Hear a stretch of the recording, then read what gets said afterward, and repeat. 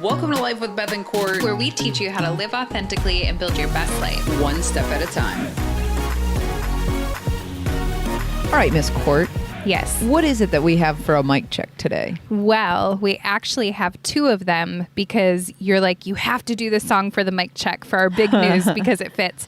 And then I also have a song that fits our news that I think is fantastic. Okay, hold on a second. First of all, if you're just joining us, we would like to explain why we do a mic check in the beginning of every podcast episode. So Why do we do a mic check? Because the very first time I ever brought the podcasting equipment out, Yeah. I was in the hallway of our home and I had a microphone in my hand and I was testing out with headphones and trying to headphones and a microphone, trying to see the sound levels and all of that. And you got absurdly excited and you were like, "Are we doing karaoke?" And I was like, yeah. No, we're not. And before I could even answer, you had taken the mic from my hand and you started singing If I Could Turn Back Time. Oh my gosh, yes.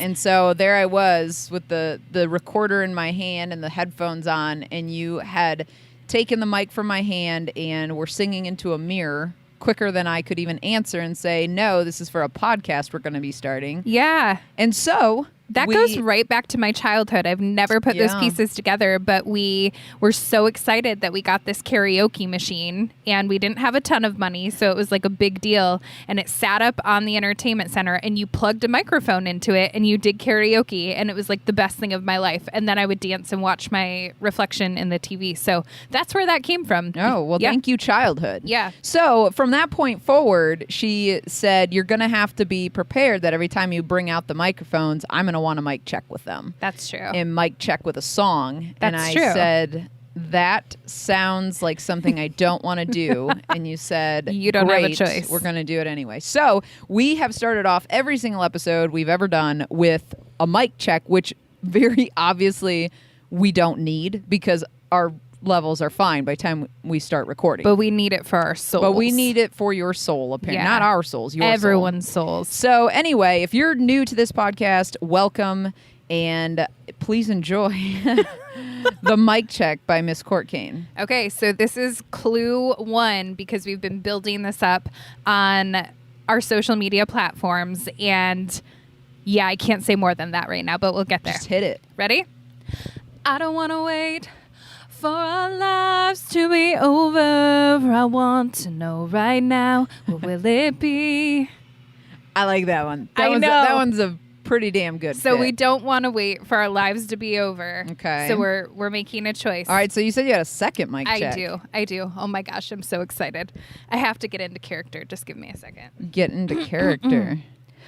Do you need a break from modern living? Oh my Do you God. long to shed your weary load? If your nerves are raw and your brain is fried, just grab a friend and take a ride together up on the open road. It's so Oh my good. God. Is that the Goofy movie? It is from a Goofy movie, and we Okay. will be watching it later tonight. All right, we just sunk to that level, did let we? you know. I watched Pitch Perfect with you, so you can watch Goofy. Yeah, but that's a with me. good movie. So is this. Anyway, key debatable. word in that second mic check being on the road. All right, well, with those mic checks, let's just kick this episode off. Welcome back to another episode of A Life with Beth and Court. I'm Beth. I'm Court. And today we are revealing what we've been building up to this entire week on social media. So far, the clues have been LWBC is going on the road. Oh my gosh, we need some sounds to make it sound so exciting. So we teased this out on social media, and I thought it would be fun to do like the hangman game where people could guess the words. And sure as shit, day one, Belinda Lemcool, which we're going to be having a conversation, nailed it. Like she it was threw like it the out first there. guess. Yeah, and our friends that knew, so we had shared with our family and some friends, one of them, Gretchen, texted me and she's like, delete it, take it down. And I was like, Gretchen, I can't. She didn't know. And then she'll know. Yeah. And so we literally brainstormed things in our text group to like throw people off. So I have to say, it's very impressive the things that you guys think we're capable of. So a lot of people thought we were going to the moon. Yeah, day Super one, there's cool. people thinking we're going to the moon. Going to New York. That was a big one. That one would Going make on sense, The yeah. View. Going to get dogs and babies. Sorry Yep. to disappoint you. Going to wed, I think, was one of them. No, that was a decoy one I had planted. Oh, okay. Yep. All right. So we That was a decoy. are selling our home.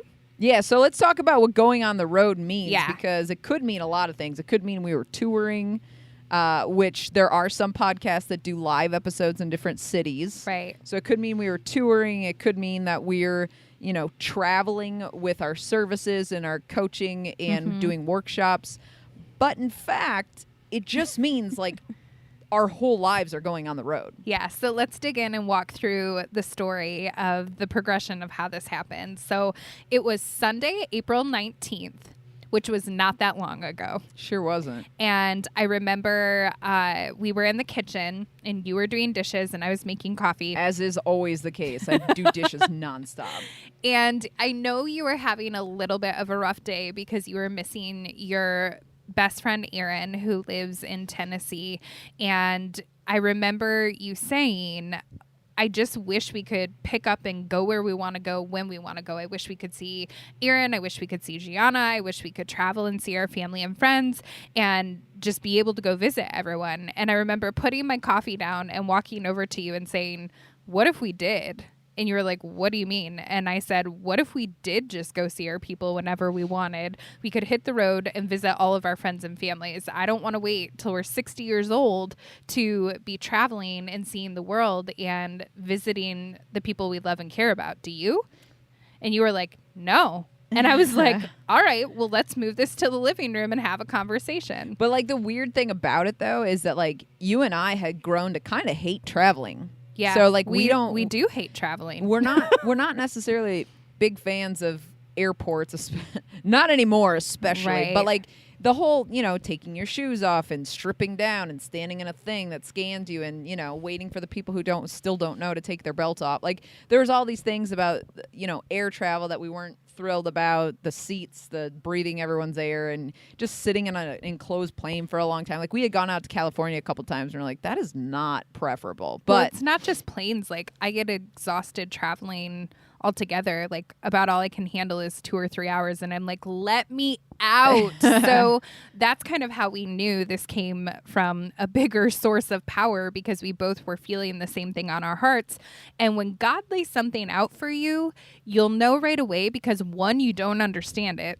2, it's kind of scary and weird. 3, you don't know how you're going to make it happen. it usually doesn't make sense. Right. And this Yeah. was not making sense for the reasons we Well, just listed. yeah, and especially because, I've traveled a lot. I've lived in different states. I went to school out of state. So I regularly had been making 8-hour road trips to get back home. And, when I moved out to Boston, I basically packed up our Mazda, my Mazda at the time, and headed out to Boston. It was a 19-hour drive. So I've done this a lot and I've traveled, and my dad has mostly lived out of state ever since I was 12. So I've done the unaccompanied minor on planes and all of that. So I'm very familiar with travel and haven't gotten necessarily intolerant to it until most recently. And so, but I knew your How whiny and aversion. terrible Yeah, I am. You're Yeah. very whiny. Yep.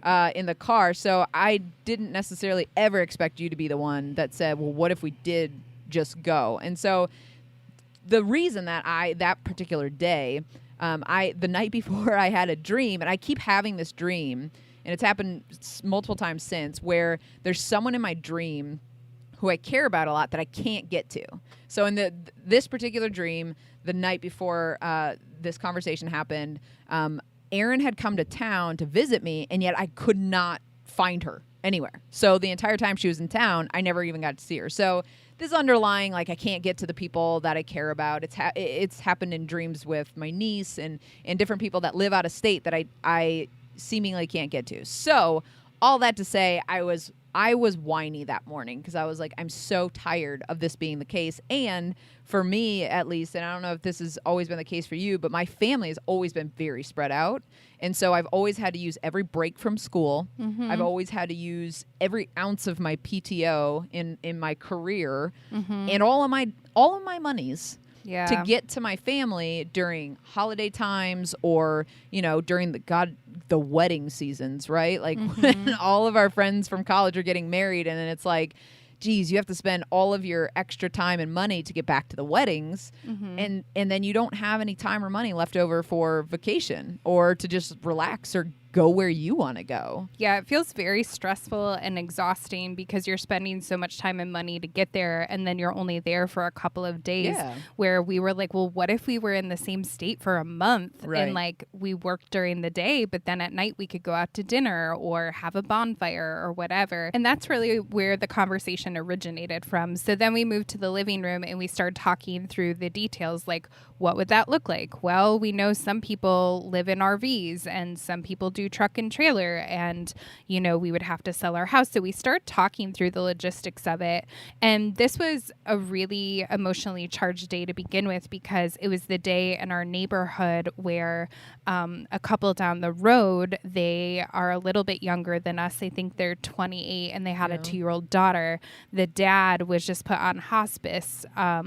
He went into hospice. Into hospice and didn't have much time left. So our neighborhood orchestrated this parade of cars, a socially distanced parade. So we had that later in the day. Yeah. It was actually the whole community. It was very, very cool. Yeah. And so we were talking through it on the couch and I remember crying. And I was crying because I was sad about the situation. But I also said to you, I know we're not going to be in this house. Like, I know we're leaving. I know this plan is meant to be. I can't tell you how it's going to happen or when or how we're going to make it happen. But like, I was so sure in my heart, like, I'm grieving our house right now. And so then we ended up doing the parade, which it was a bunch of cars. We've talked about this. Incredible. It was like 200 cars. 200 cars just driving this mile subdivision loop, and the family, with the exception of the dad, because he couldn't be outside, was outside. And it was the strangest thing because I felt like we were driving in slow motion, which I guess we were because we were in traffic, but I felt so intense. Like I was noticing everything in our neighborhood for the first time.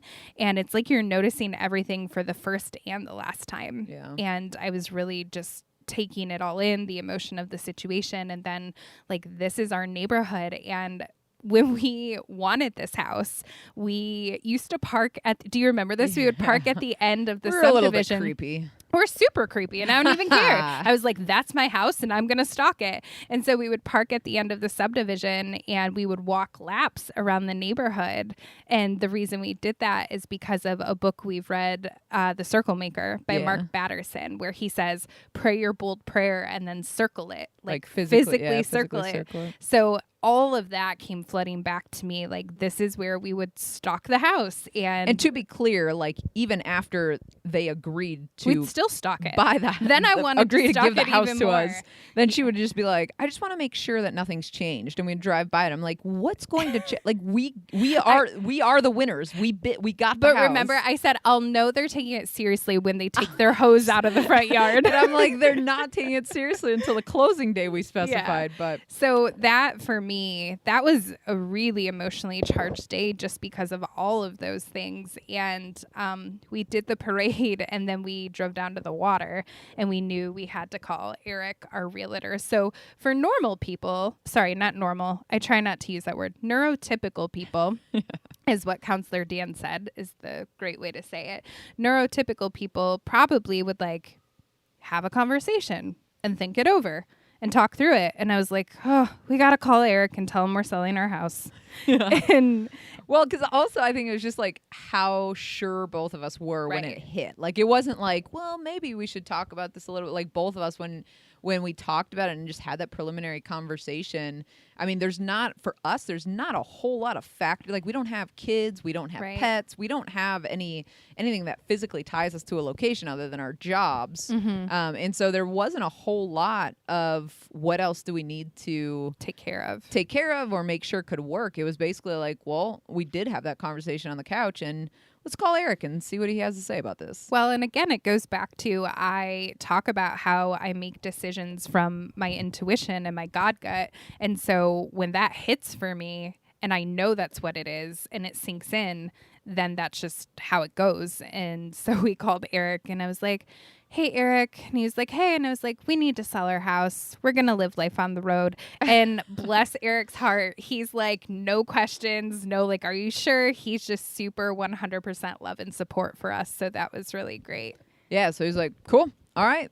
Here, what do we want to talk about? Like, let's start sorting out the details. And Eric's been great all along the way. Like, he was the realtor. He's our friend who helped us buy this house. And to be clear, we still adore our house. Like, if we didn't feel a prompting to go live forever wild on the road, we would absolutely still be staying here. We love the neighborhood, the location, the house itself, and Eric, bless his soul. We're quite eager souls if you haven't met us. And so he is so good, and we have this relationship that he's like, God, you guys are literally going to be the worst sellers, aren't you? And I'm like, yep.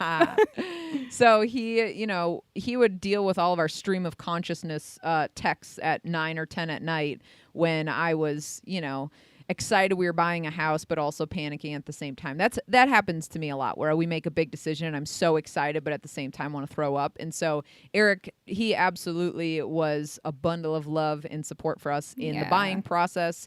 And then he also, when we said, all right, this chapter's closed, he's like, all right, so in order to avoid capital gains taxes, we're going to have to sell it at this time. Here's when the market's going to drop. Here's da-da-da-da-da. So in that first conversation, we kind of had a layout of, yes, it's possible. Here's when it needs to happen.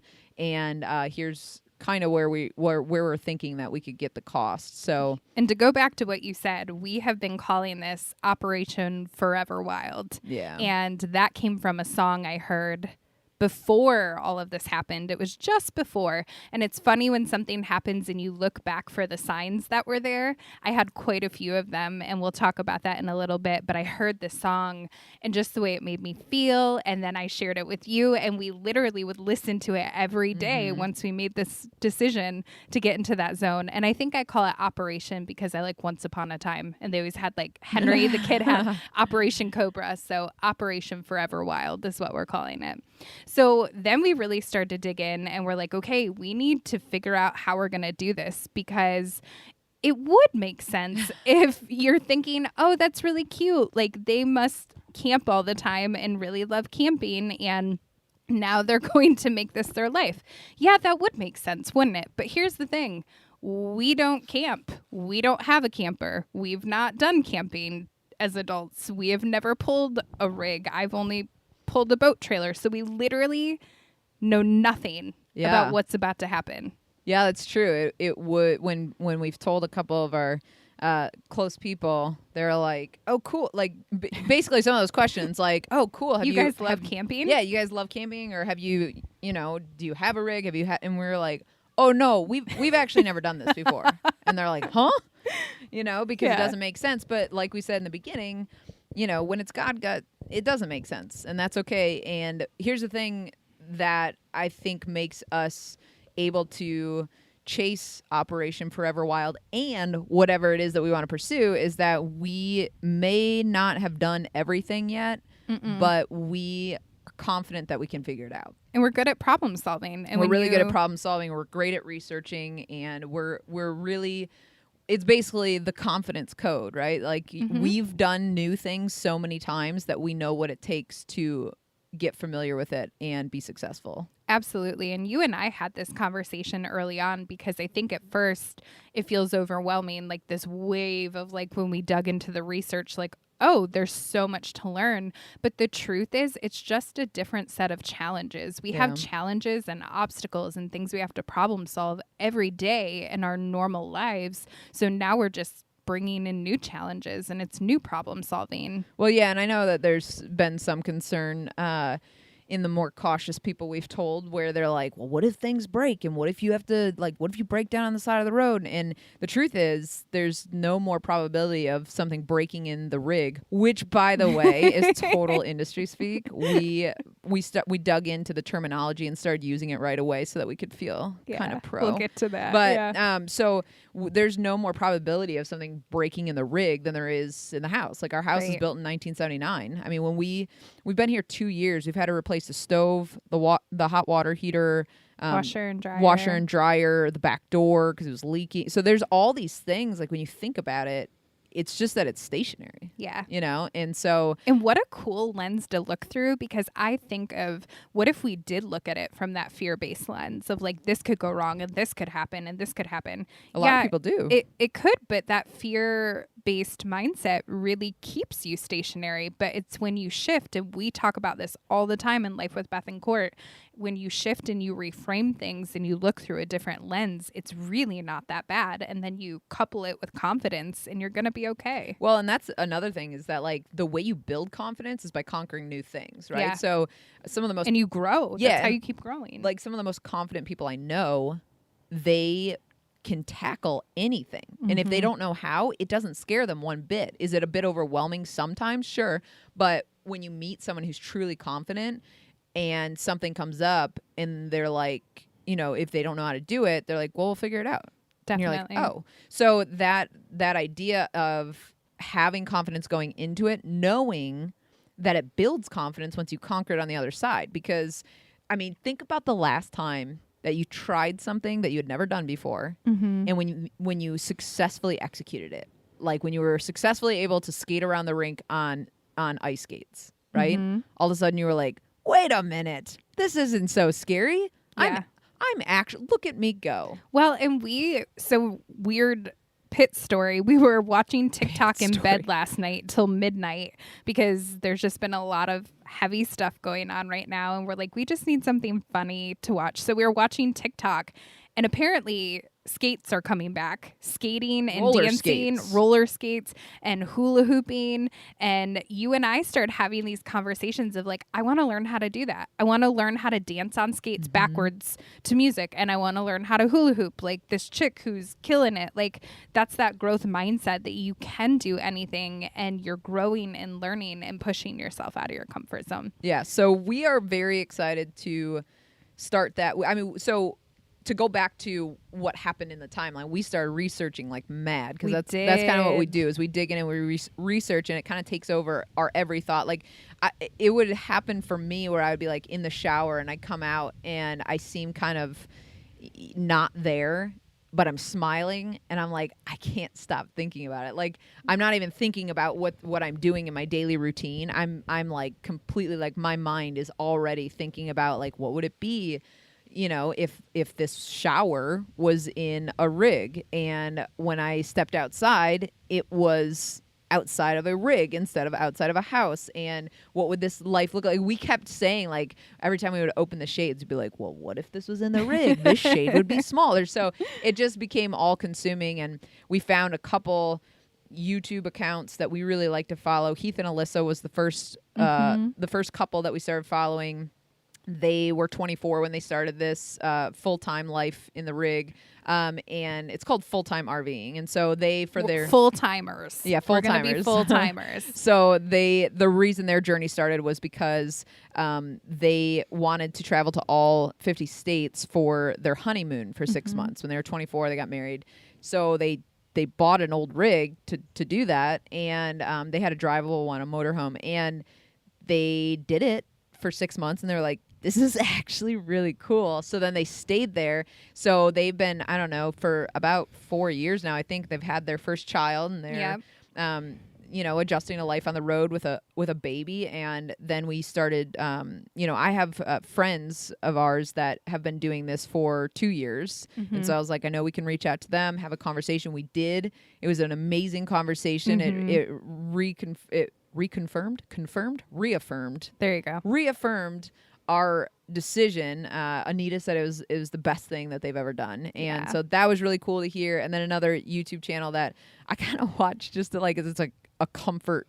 They're YouTube my favorite. They're my favorite too. Yeah. They're company is called Keep Your Daydream. Yep.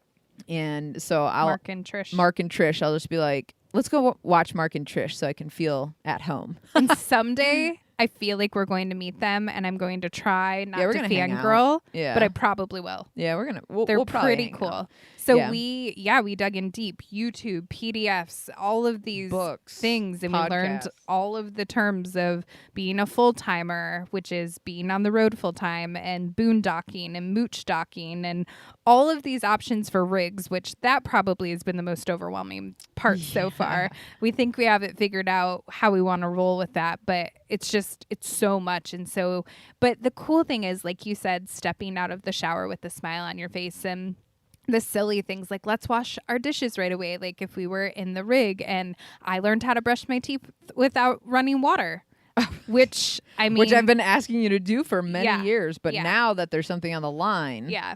Yep. And so it's just been really great. And then after the research, our next step was to say, okay, is this really feasible financially? And I remember you and I sat at the kitchen table doing our own ways. You had your organized little checklist. And I was like, let's write it on a giant sticky note in all different colors. And in all different directions. And we laid out all of the steps that we needed to do in the order we needed to do them. And you and I could not agree on step one. I remember that. Yep. Naturally, we I don't couldn't think agree. that shocks anyone. Yeah. Beth's step one was to start selling all of our things. Yeah. And I was like, oh no, step one is you talk to your bosses and see if we can even do this. So we ran the numbers. And I remember you were reading the numbers out loud and I was calculating and writing them down. And I remember looking up at you going, this can't be right. Yeah. Like this is no.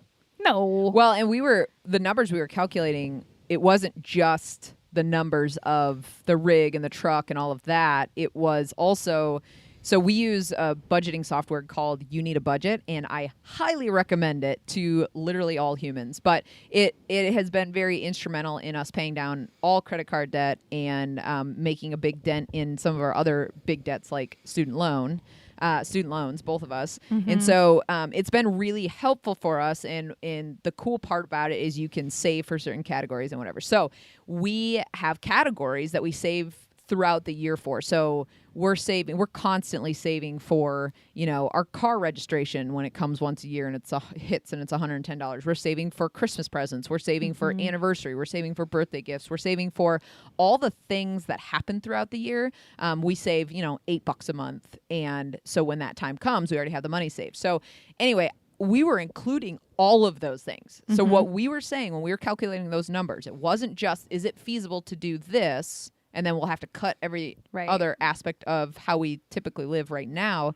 It was, can we do this without changing anything about the way we live? And the answer was yes. And that's crazy because right now we both have full-time jobs, and my job I can't do remotely, and Beth Ann's potentially she could. Well, she can, but we needed to have that conversation with her bosses. And so we were looking at one income, which was crazy to me. And we were like, yeah, we can do this, which we have some plans for me down the road of how I'm going to contribute financially, which is super exciting to me.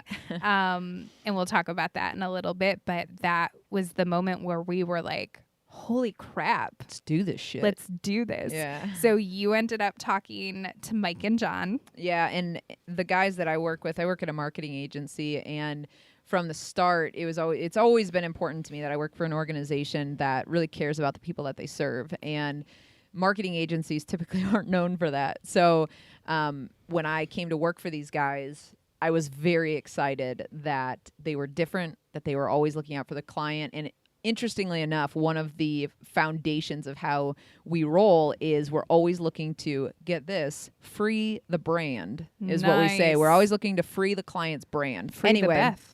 And free the Beth. So anyway, I loved what these guys stood for. One of Mike's biggest philosophies is we win together. And I always loved that. And so there's just a lot about the company that I loved and was really excited to join forces with them. Once I did, it was just as cool. We worked very well together. And so I absolutely did not want to let go of that. I think we have like a really special working relationship, and we work well together, and it's exciting to be part of, just the growth of an organization that, Mike and John in particular are so incredibly talented, and they're so smart, and they're so good at what they do. And so to use my skill set to then help them make that more efficient and build systems and processes and all that stuff, it just feels like a really good fit. And so that was the biggest thing when we were considering this. I was like, I don't want to let that go, And so this can go if and only if Mike and John are okay that, we do this from the road. And so had that conversation, and they were amazing about it. They were so amazing about it. They were like, basically like, well, hell, we want to do the same thing, so we can't really blame you for that. So, the idea that, that you could do what you do and impact people and serve people and use your talents and yet not be confined by a location. Right. They were really into that idea, and by the end of our conversation, I actually think they might caravan with us. We've had multiple people indicate we might need bunk beds because they would like to come join us. Yeah. So anyway, they were amazing about it, which it thrilled me because, I get to keep working with them and keep doing that. And just to know that they're supportive of it. And that's huge. Yeah.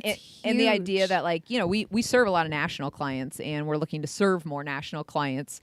And the idea that we could, in our travels, if Mike and John went to fly out to see the client, right, we were like, we can just meet up with you there. Yeah. John was like, that's so cool. Like we could have dinner, and so that idea of like how exciting it would be to like reconvene with your people again, but on the road, you know? And so that was amazing. That felt really great to get that conversation under our belts and kind of talk about the logistics with them. And so yeah, that was the last hinge to make it real. Yeah, to make it real. Now we have a lot to figure out still. There's a lot to research. We basically, everything we did to this point, the month and a half, I would say, of research we've done has been figuring out, I would say, like the base knowledge. Definitely. Like what is this stuff? What do you need to do? How do you, the number one thing that it was funny when we told my parents, they're like, how do you get your mail? So it's like the number one thing that, several people have asked us. Which that like, part we already knew. Yeah. So we had researched that. And, which is funny though, because for that being the first question, when we had met our friends, Mike and Victoria out in California, just before this out in California in February, they are from Scotland and they live on a boat. And we were like, huh? How do you do that? And like one of our first questions was, how do you get your mail? Which is such a bizarre first question. All we get in the mail are bills. Anyway. I know, like the mail is not even, I don't know. It's just such a non-factor. Our 90-year-old selves came out. But like we couldn't comprehend. And so anyway, that has now become a question that people ask us. So there's a lot to figure out with this lifestyle. And so now that we have the base knowledge, we've got all the necessary pieces in place. Now it's figuring out the specifics. What kind of truck are we getting? What kind of trailer? What kind of, when do we get the insurance? When do we change the domicile? All of that kind of stuff. And well, all of that while trying to sell our house as well. And working full time. So there's a lot of spinning plates. So you had the conversation with Mike and John, and I'll never forget. I was out front talking to a colleague on the phone, and I saw the screen door pop open, and you had this huge smile on your face. And I was like, I just couldn't even like motion to you or ask, and you just nodded your head, and I was like, they said yes. Yeah. And you were like, yeah. And I was just so over the moon excited. So had the conversation with my team, let them know when my last day would be. And so speaking of that timeline, you're probably wondering, when is this happening? Like, are you moving next year? Or maybe you're not wondering, but we're going to tell you anyway. Yeah, well, we're going to tell you. So we had this first thought April 19th. We have all of our ducks in a row. Oh, I should note we celebrated with tacos, as you do when you find out that you're going to live life on the road. And now our goal is to leave Traverse City the second week of August. And today is June 6th. Well, okay. And so this abbreviated timeline, couple different factors. I absolutely loathe the winter. I hate it. It was rough for you this year. The only good thing about winter that has ever been is hockey. That's not true. But For you, maybe. yeah, for me at least, and recently snowshoeing with There it is. Mike, Nancy, Todd, and Brittany. That is Not your girlfriend. Got That it. is. Oh no, you too. I just meant like us together. But that has been a recent addition. But so hockey though, as an adult, is always at 9 p.m., which on a weekday. So that soon faded as a plus because it was always so late. But so I hate the winter. I'm always cold as it is. So I was like, if we're going to leave, I want to leave before I have to endure another winter. And also, we've got some events coming up, right? So your dad's getting married. He is. In Virginia at the end of August. Right. So that was like point one. So like we wanted to leave before winter hit again, but we're like, what did we have time requested off for? So going to Virginia for dad's wedding, and then my cousin's there, and your cousin, who's not really your cousin, is there, which is a funny story Jody. for a later time. And so us being on the road, Life with Beth and Court can go on the road. And we found out we have a group of like 10 or 12 people that follow us in Virginia that my cousin let us know about. And I was like, wait, what? And she's like, yeah, like they listen to your podcast and they follow your page. And Shout out to the Virginia crew. Yes. So she and I started having a conversation because Beth and I have always wanted to do public speaking. That's something we've been very passionate about. And we were like, well, what if we did a speaking event? So Heather, my cousin, and I have been in conversations about setting up a training, like a 2-day training or speaking. And so that's another thing we can do while we're there. And that's what I feel so excited about is like Life with Beth and Court's going on the road. Pop-up sessions. Yeah. So we'll get to that. I'm getting ahead of myself, but my dad is getting married at the end of August and we wanted to be able to go there and then do a speaking event for the Virginia crew. Yeah. And then September, do you want to talk about that? Yeah, so obviously COVID hit and the world shut down. And so Erin, my best friend that we were talking about in the beginning of this, she was supposed to have her first live event as Fit Rocker Chick. Go follow her if you don't. But she was supposed to have her event, her very first live event, May 2nd and 3rd, I think it was, down in Nashville. And we were supposed to be, part of the welcoming crew. I was going to MC it, et cetera, et cetera. And it got delayed, obviously, and it got pushed to September. There was only one weekend open, and that was September 12th and 13th in Nashville.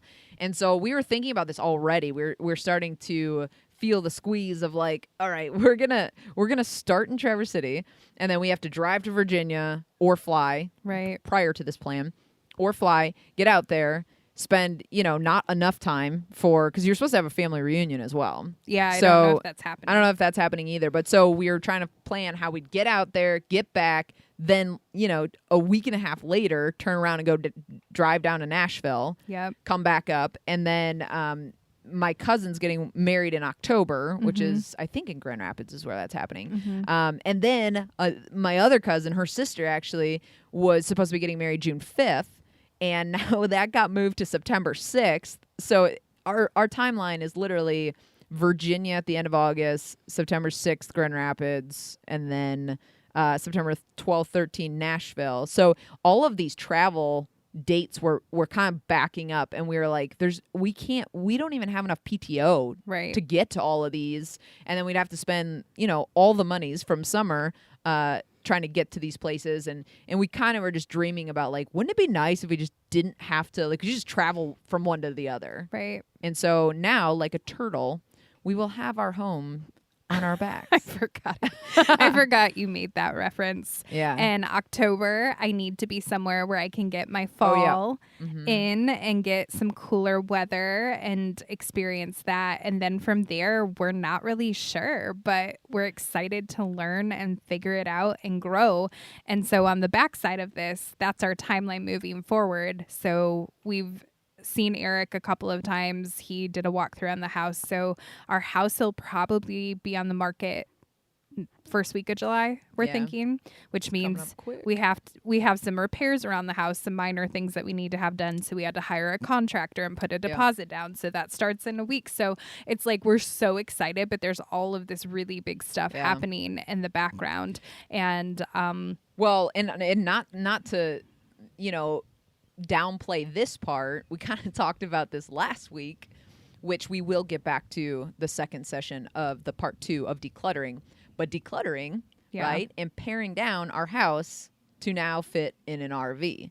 So Right. on top of fixing our house and doing the little odds and ends here and there and painting neutral colors and all of that, we also have to go through everything we own Yep. and sell it or give it away. And as far as like all the paperwork, all the cards, all the sentimental things, Right. we're Scan gonna have to those. scan those. Or, you know, we haven't gotten it down enough to see like, can we actually get rid of all of it on the first swipe, or might we be, you know, Storage unit. storing some of it so that we can come back and make those decisions after we've been on the road. So Which testament to God gut right there. We literally started selling things and getting rid of things like 3 days after we Yeah. had the conversation. yeah, we made like $700, Yeah. which definitely helped with the down payment. Yeah, And so it was then- a little bit of spring cleaning, but at the same time, we were so sure that we were going to be able to figure this out and make it work that we started selling things. And so I said to Eric, I was like, Eric, what are the odds that someone will just buy the house and keep all of our stuff and pay us like an extra $5,000 so we don't have to get rid of it? And he was like, nah, probably not very good. And I was like, okay. You also negotiated. You're like,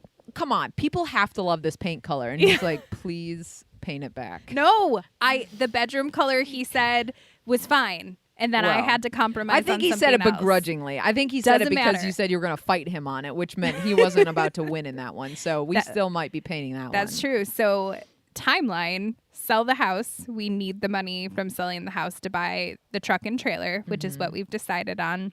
And today, if you saw our Instagram story, we got to go look at trucks. And our best man, Kurt, we're not getting married. Sorry, I know a lot I of you was were hoping like, for "Oh, that. You just filled that spot.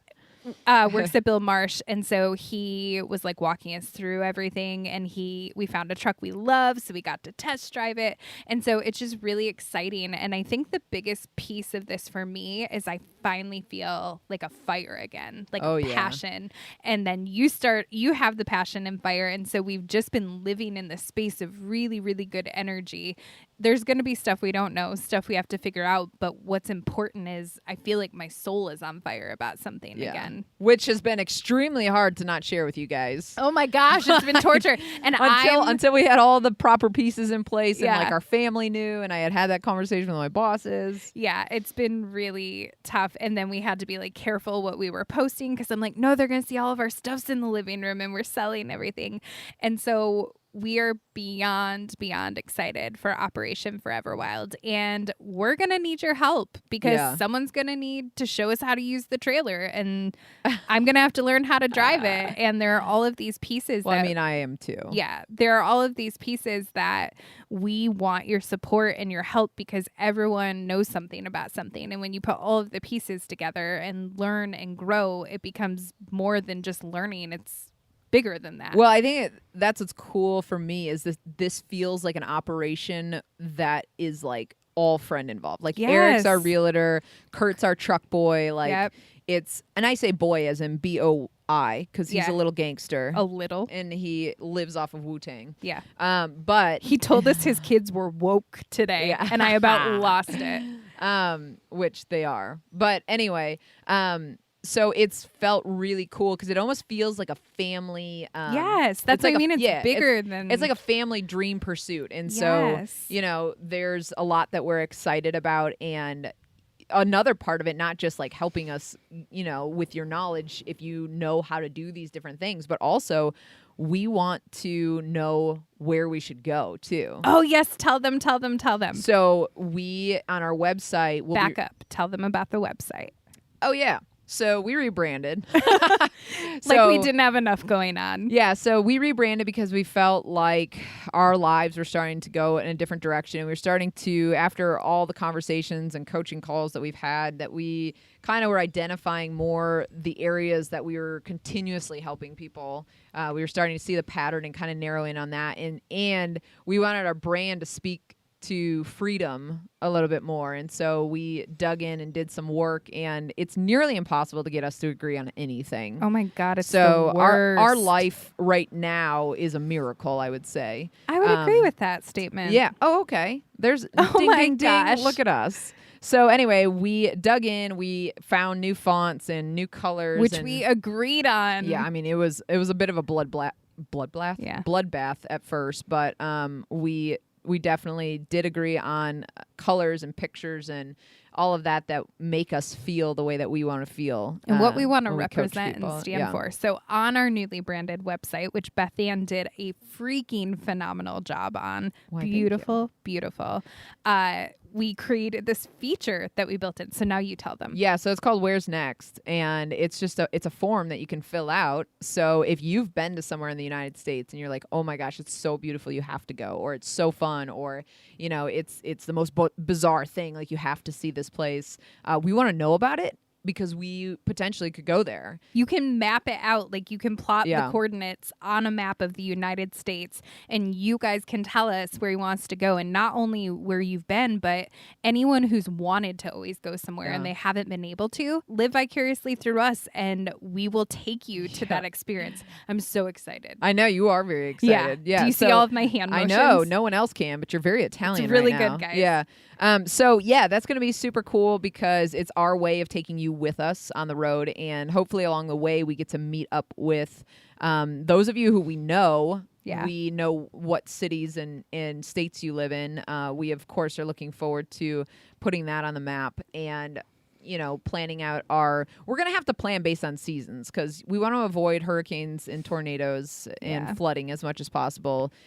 So we will have to plan by season, but we're really excited to be able to get to see you guys throughout the country, but then also to live your dreams with you through our pictures, or hell, tell us where you want to go and then make it a goal to meet us there. That would be super cool. Because we want to help you guys live your dreams as well. And like we always say, like we want to be the example to show you it's possible. And so this is one way of doing that. And we've heard from several people that, oh my gosh, you're literally living my dream. Yeah, the people that we told, they were like, you're literally doing what everyone dreams about and you're making it happen. And our hope for you is that you see that example and you challenge yourself. Maybe it's not selling your home and living life on the road. Maybe it is. But how can you challenge yourself to get what you want in life and to do it instead of just dreaming about it? And so we just feel so much good energy around this for ourselves and what we're about to do